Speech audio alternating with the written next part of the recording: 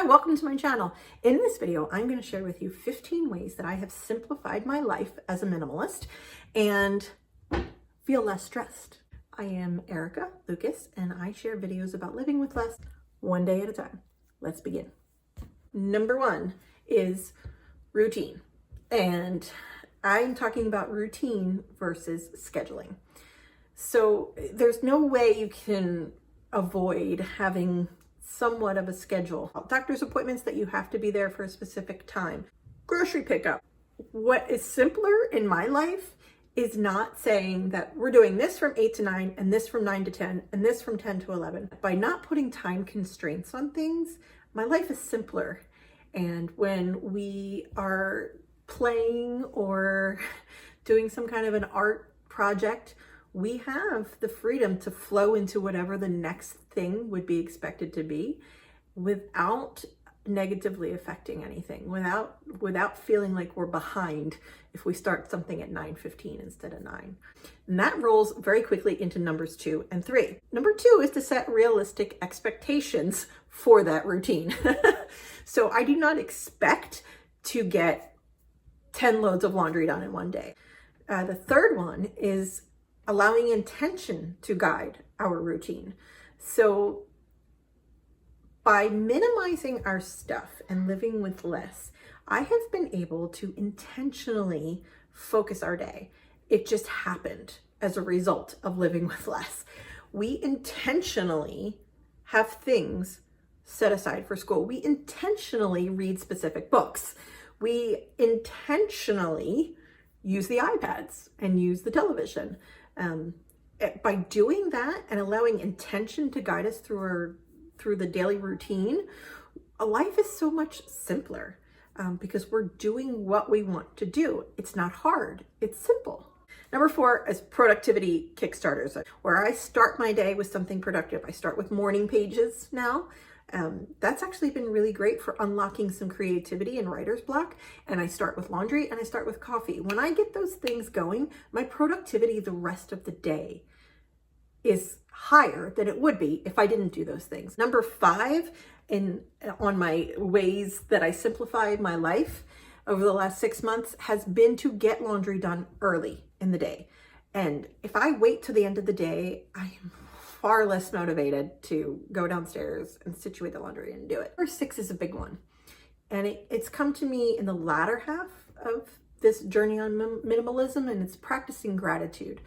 I have simplified my life by practicing gratitude because I am now converting things that I don't have gratitude for into gratitude.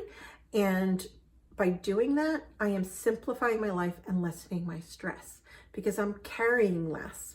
So instead of saying that I hate laundry, I am grateful that I have a family to do laundry for. And when I reverse my thinking on that and I practice gratitude, everything is simpler in my life. Everything feels lighter. It feels better.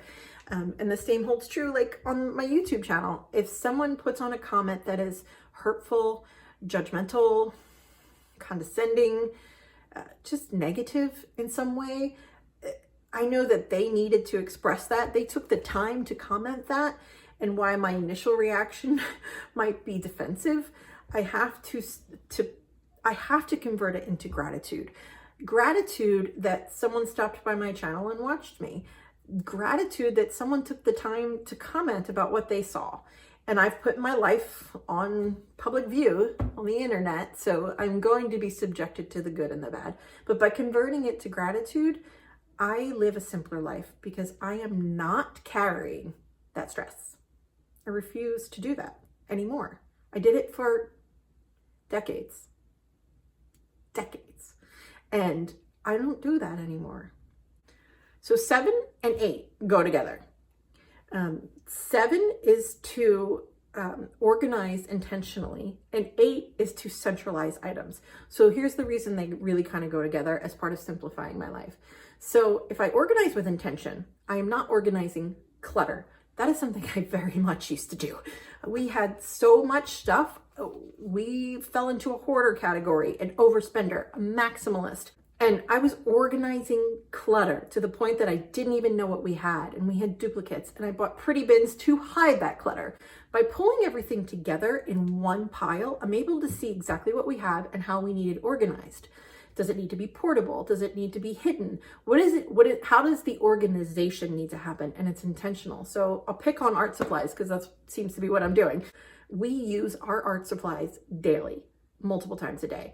And so I needed a way for them to be portable and accessible for the kids. So, but also not just strewn about all over the place. We used to have art supplies in every room of our house. I'm not kidding. Every room had crayons, pencils, paint. Now everything is in one container for coloring. Everything is in one container for painting, including their paint books. And it's all together so that when we decide we are going to paint, choosing to do things in our routine with intention, then we just get the paint bin and sit at the table. We clean it up, we put it back. Things are flowing in our routine so much better by organizing intentionally and centralizing items that go together. What am I on? 9? 9 is capsule wardrobing. 100% has simplified my life. Eliminating the labor-intensive decision-making that used to go into choosing things from my closet, because it was, how do I feel in this? Do I like this? Does this go together? I don't do that anymore. By doing a capsule wardrobe in the winter and a capsule wardrobe in the spring, everything that's hanging in my closet, I know how I feel in it, and I love how I feel in it. And I know I can choose any bottom and any top, and as long as they match, I'm good to go. Greatly reduce the decision making that goes into outfit choosing. And it also makes it very easy to get going in the morning. I just grab a couple of things and get dressed. So 10 and 11 is about preparation. So 10 is setting up my coffee the night before, and 11 is writing down the to-dos or the things that are on my mind for the next day. By writing things down, I not only get them out of my head, so I'm not falling asleep with that spinning around in my head. Number 12, and this one is a little, maybe 30,000 foot, because it's not something you can just start doing. Like setting up the coffee the night before, you can just start doing that. Removing things that don't belong. Emotions, social activities, to-dos, errands, clutter for sure is on that list. By removing things that don't belong in either in a room and putting it in the room it belongs in, or by removing things from your life that don't belong, your life is simpler. My life certainly, at least that held true for me. Minimalism has empowered me to say no to things that before I would just absolutely spend my time on that I didn't want to, that made me unhappy. And maybe it just comes with age, being 44, that I don't spend my time on things that don't make me happy anymore. And I'm in a position in my life where I can do that. I'm not talking about work. Work is work. Hopefully, you find something that you love doing. But if you can't and you need money, you have to work. I'm not talking about decluttering work, okay? I'm talking about, all the side things that you spend your time on that you don't like doing, that you don't want to do, that do not move your needle forward in life. Why spend time on them? And so by questioning those things and removing those things from my life, I freed up a lot of time and space to say yes to the things that do matter to me. The whole reason I got into minimalism, which was spending more time with my family and getting out of debt, having money. Those two things are happening because I am saying no to other things. I am removing things that don't belong in my life. It takes time. That's not something you wake up and you're like, okay, here's 10 things I don't like about my life that I'm gonna just to the street. No, it doesn't work that way. Things start to come to light, come to surface when you go down this path of living with less, that you realize don't have a place in your life anymore. And they're actually easy to get rid of because you're choosing to spend your time on something else, or you're choosing to spend your money on something else. Number 13, meal planning. I mean, do we wing it? Sure. Do we have pizza nights? Absolutely. But in general, meal planning simplifies my life. If you have not seen Becky at Russell's Loving Life is her channel. I'll put a link below for Becky. Go watch Becky's channel. She simplifies her life, I think, without even meaning to sometimes. Just the other day, she posted a video about how she prepares pork sausage. She makes all of these patties homemade, cooks them in advance, and she has breakfast for the week for her family.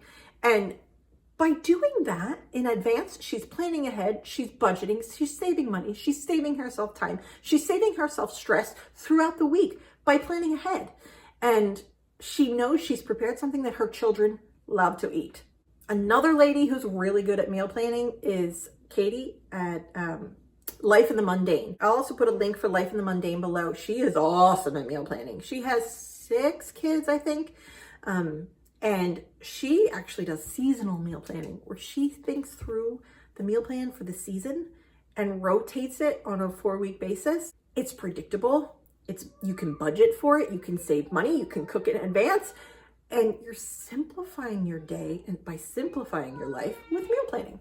Number 14 is not an easy one. Intentionally using electronics. And I am the last person to tell you about screen time and what you should and shouldn't be doing. That is not what this way, number 14, that is not what number 14 is about.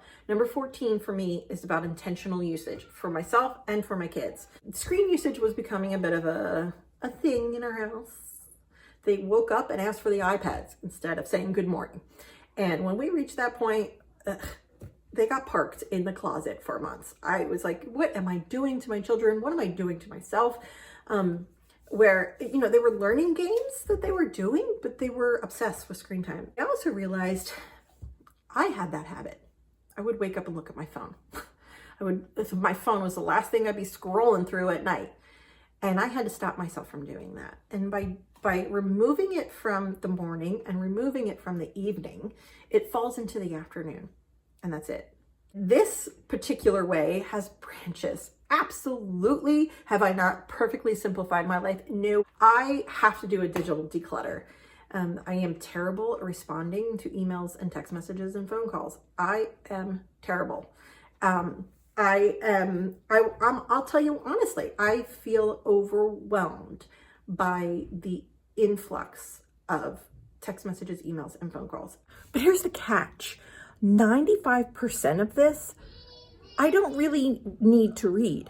It's the 5% that I want to be able to focus on, but I have to dig through tens of thousands of messages to get to the ones I want. So the ones I want are the ones from you guys, from my family, and from my friends. And if I can weed out all the stuff that I don't want, I'll be better at responding.